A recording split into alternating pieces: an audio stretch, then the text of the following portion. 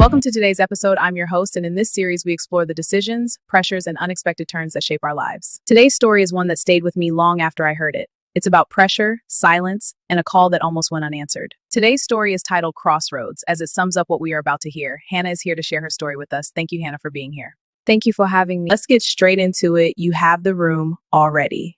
It was just a moment I couldn't deal with, the pressure from my parents wanting me to get it right, and the pressure to be at the highest level. I worked at a supermarket. I loved the people. But when my younger sister got a big job, everything changed. I started feeling like I was falling behind. Did that feeling push you towards something new? Yes, I met an old friend who told me there was a bigger life waiting, and I believed her. So you left? I resigned. I thought I was stepping into my future. When you stepped into that new world, what did it feel like? Exciting. Everything was fast, money, attention. Everything felt louder. And then there was my boss.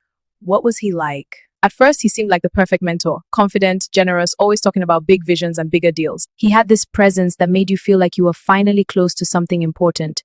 But after a while, I fell so much in love with him. But with time, I started noticing things that didn't quite add up.